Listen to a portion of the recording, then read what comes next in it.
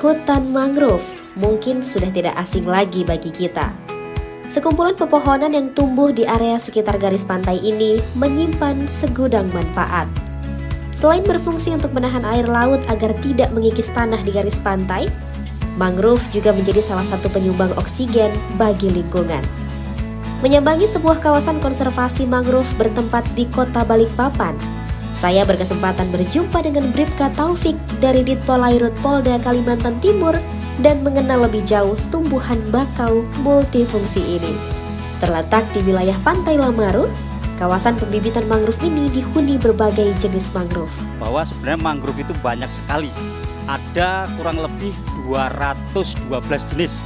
Namun yang wajib kita ketahui, seperti yang kami tulis di sebelah itu ada 8 jenis mangrove. Ketika kita sudah mengetahui 8 jenis itu, nanti kedepannya kita akan mengetahui satu persatu daripada mangrove yang ada di wilayah kita.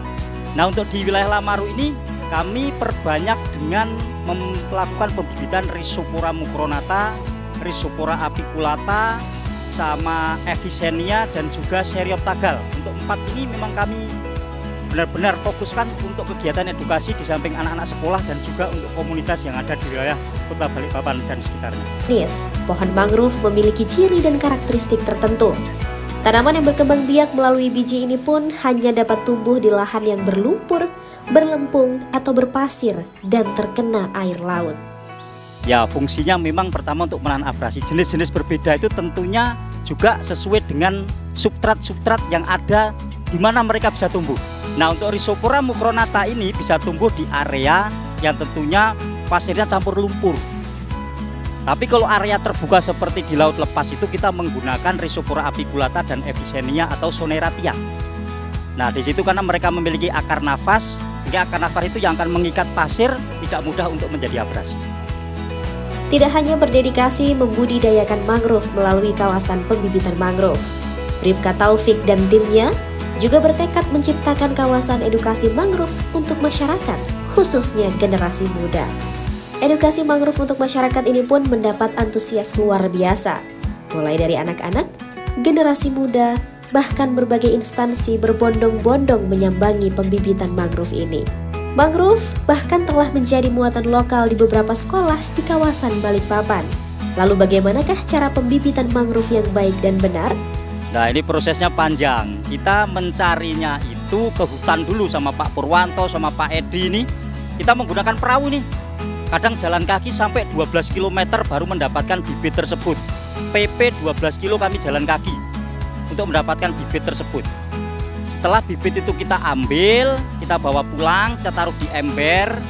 Ember itu kita kasih air, setelah keluar akar, baru kita bawa ke sini. Membudidayakan mangrove bukanlah hal yang mudah. Tak jarang, Bribka Taufik dan timnya pun harus rela tanaman mangrove yang mereka tanam tidak dapat berkembang biak karena berbagai faktor. Untuk mengatasinya pun, metode tambal sulam mangrove masih diperlukan. Karena faktor beberapa, yang pertama mungkin kualitas bibit, yang kedua faktor alam, dan cara nanam yang tidak benar. Nah, itu pasti terjadi seperti itu. Transek vegetasi mangrove dan juga tambal sulam mangrove. Nah, dengan tambal sulam kita akan mengetahui mana yang perlu ditanam kembali atau tidak. Kawasan pembibitan mangrove yang dikelola oleh Pantai Lamaru ini telah menjadi salah satu langkah pasti untuk memastikan ketersediaan mangrove di Kalimantan Timur. Lalu, dampak apa sajakah yang sudah terlihat dari pembudidayaan mangrove ini? Alhamdulillah dampaknya yang pertama sekarang dulu, untuk contoh Pantai Lamaru nih, dulu tidak ada orang mancing di sekitar kita. Sekarang banyak orang mancing setiap sore dan hasilnya luar biasa. Kepiting juga banyak. Bahkan sekarang yang sering banyak di sini adalah Crustacea. Namanya seperti udang kalajengking. Udang kalajengking persis kalajengking tapi itu udang. Itu mulai bermunculan di sini dan itu juga bisa dikonsumsi.